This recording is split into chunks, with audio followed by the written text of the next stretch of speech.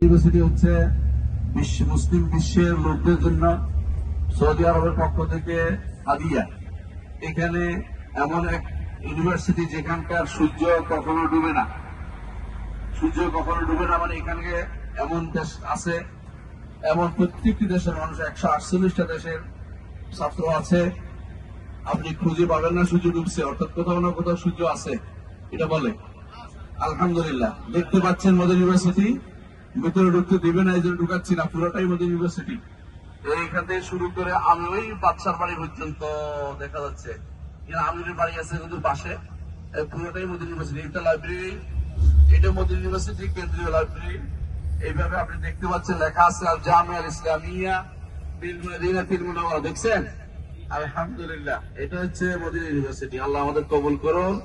এখন একটু উনি ঘুরেও যাবে, একটা ঘুরে দিবে ইনশাল্লাহ আপনাদের দেখানোর জন্য।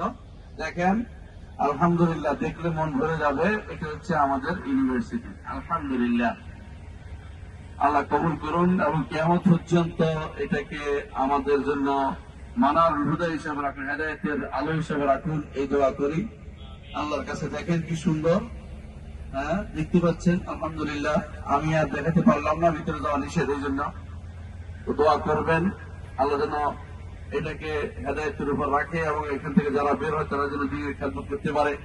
আল্লাহ যেন সে তৌফিক দেয়, আল্লাহর কাছে তৌফিক কামনা করছি এবং আল্লাহর কাছে দোয়া করে আল্লাহ যেন ভবিষ্যৎ প্রজন্মকে আকীদা ঈমান ঠিক রাখার জন্য মদিনা ইউনিভার্সিটির মানহাজের চেয়ে উত্তম কোন মানহাজ পৃথিবীতে নাই। এই জন্য এটা হচ্ছে সবচেয়ে উত্তম মানহাজ।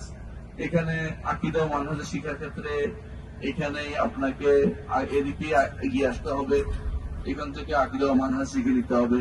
আল্লাহ আমাদের কবুল করুন। আর এখানে রাসূলুল্লাহ সাল্লাল্লাহু আলাইহি ওয়াসাল্লাম তিনি এখানে নামাজ পড়ছে, এই সময় কিবলা পরিবর্তন হয়েছে, এটা কিন্তু ঠিক না। তিনি মসজিদ নববীতে নামাজ পড়ে ওই সময় কিবলা পরিবর্তন হয়েছে।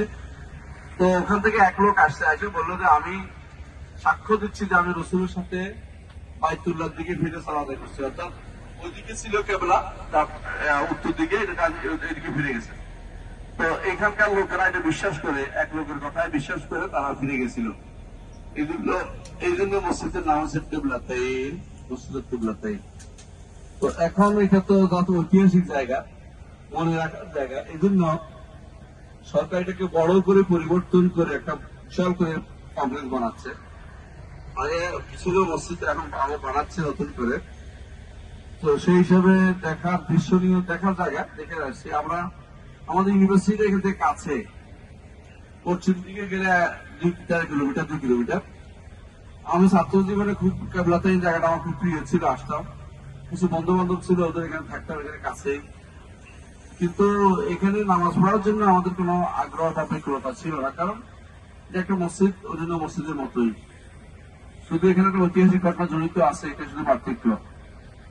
এখানে নামাজ পড়ার জন্য আপনারা যাবেন না, আশা করি দেখবেন, কারণ আমরা দেখছি জায়গাটা, এটাই বড় কথা। কিন্তু এখানে নামাজ পড়তে হবে এমন কোন নেই, নিয়ম নেই। নিয়ম বানাই ফেললে তো এটা বেদাতে চালু হয়ে যাবে। এই জন্য আমি নিজে যাব না, আপনাদেরকেও উৎসাহ দেব না নামার জন্য। এটা আমি আপনাদের কাছে অনুরোধ রইল। দেখবেন পুরো এলাকাটা মসজিদ এখন বাড়াচ্ছে। আগে একটু ওই পাশে ছোট অংশ ছিল, যেখানে সাদা অংশ ছিল, সাদা অংশ মসজিদ ছিল, এখন এটা পুরোটা বাড়াচ্ছে। তো পুরোটা বাড়ানোর কারণে অনেক কিছু এখন দোকান, রাস্তা, বলি 7টা মসজিদ ছিল আগে, এখন 7টা নেই। তো সৌদি সরকার সব মিলে একটা করে দিচ্ছে বড় করে। তো এখানে রাসূলুল্লাহ বিভিন্ন সময় সালাত আদায় করেছেন। তো এখানে জাবালে সেলা হচ্ছে পিছনে, সামনে হচ্ছে খাতটা, সামনে ছিল খাতটা, অর্থাৎ সামনে খন্দক করেছেন, মানে পরীক্ষা কারণ করেছে, যাতে করে ওরা তাদের বাহন নিয়ে ভিতরে ঢুকতে না পারে, মদিনার ভিতরে ঢুকতে না পারে। এই জন্য রাসূলুল্লাহ সাল্লাল্লাহু আলাইহি ওয়াসাল্লাম সালমান ফারসি রাদিয়াল্লাহু আনহু পরামর্শ করেছিলেন। তো সেখানে আমরা যাবো, তো নামবো না, আসলে নামার কিছু নেই, দেখবো আর কি জায়গাটা। এবং যেই রোডটাতে আমরা যাবো, সেই রোডটাই হচ্ছে কন্দক রোড। এটা বন্ধ করেছে কারণ বন্দরটা থেকে থাকা জিনিস না, বন্ধ হয়ে গেছে, বড় রাস্তা করেছে। এর পিছনে জাবালে সেলার পাহাড়টা সেলা পর্বতটা পিছনে। তো আপনারা ওইটা সম্পর্কে ভালোই জানেন, রাসূলুল্লাহ ওই সময় সাহাবায়ে কেরাম কত কষ্ট করে খন্দক করছেন, ইসলামকে এবং দ্বীনকে, ঈমানকে হেফাজতের জন্য তারা যে চেষ্টা চালিয়েছেন, আল্লাহর কাছে তারা ইনশাআল্লাহ এর জন্য অনেক পাবেন। আল্লাহর কাছে দোয়া করছি। আমরা ওদিকে যাচ্ছি, ইনশাআল্লাহ দেখবো। বানাই বলতে পারে নিয়ম না, তারপর বানাই দিচ্ছে না তারা।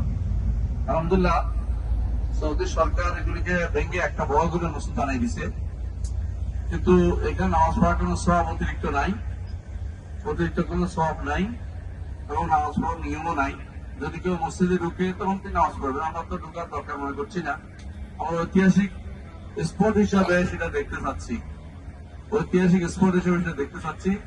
পাহাড়কে পিছন রেখে মুহাম্মদ রাসূলুল্লাহ সাল্লাল্লাহু আলাইহি ওয়াসাল্লাম তার সাথীরা তারা অনেক কষ্ট করে মতান্তর 18-19 দিন পর্যন্ত তারা এই কষ্ট করে। সামনে পাহাড় আমরা দেখতে পাচ্ছেন, এই পাহাড় দেখতে পাই না, আর কি করবো বলে শুনে।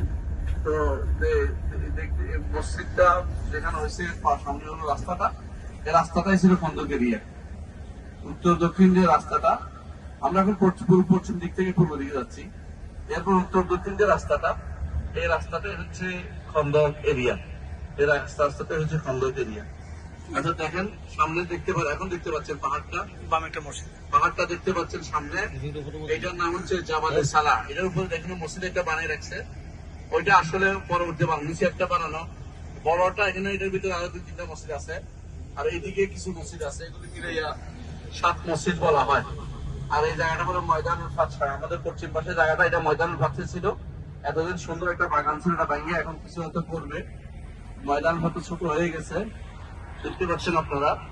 এখানে নামার কোনো কিছু নেই, এই জন্য আমি নামতে বলছি না আপনাদের, আসলে নামবেন না কেউ। দেখছেন এই ছোট্ট মসজিদ সহ, দেখছেন একটা ছোট্ট মসজিদ এখন বানায় রেখেছে, এটা ভাঙতেছে না। এইটা আছে, উপরে আরো মসজিদ একটা আছে, উপরে একটা আছে। তো এইগুলি হচ্ছে রাসূলের সময় পরবর্তী বানাইছে, রাসূলুল্লাহ অনেক জায়গায়, কিন্তু কেউ কেউ ধারণা করে এগুলি বানিয়ে নিয়েছে। আশা করি আপনারা বিষয়টা বুঝছেন। এখানে আমরা বেশি নামার দরকার মনে করছি, এই যে নামবো না। জি, এখন আমরা ঘুরে যাবো ইনশাআল্লাহ। জি।